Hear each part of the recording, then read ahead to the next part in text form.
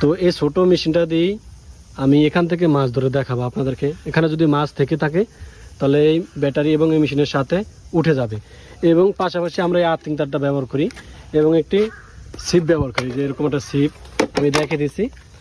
প্রথমে আমি ব্যাটারির সাথে এই যে অপশনটা এখানে লাগিয়ে দিলাম, যে এখানে লালটা লাল অপশনে এবং কালো ক্লিপটা কালো অপশনে লাগিয়ে দিলাম। এই যে লাগিয়ে দিলাম, লাগানোর সাথে সাথে আমাদের মেশিন অন হয়েছে, যে আপনারা দেখতেছেন এই যে মেশিন অন হয়েছে। এবং এই যে এটা চাপ দিলে এবং আর্থিং তারটা পানির ভিতরে ফালিয়ে দিলেই আপনার মেশিন থেকে মাছ উঠবে। তো প্রথমে আমি আর্থিং তারটা লাগিয়ে দেব, পানির ভিতরে আগে ফালিয়ে দিই।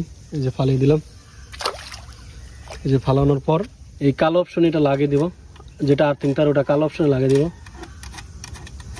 আপনারা নদী খালে বিলে যে ধরনের জায়গায় মাছ ধরেন শুধু এরকম করে ধরতে পারবেন। এই যে কালো অপশনে আমি এটা লাগিয়ে দেব,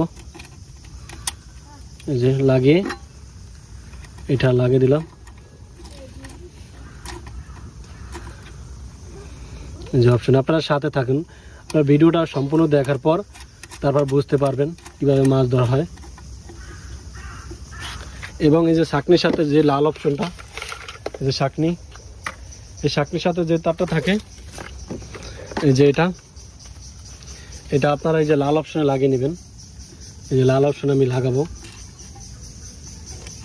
লাল অপশনে লাগিয়ে নিলাম।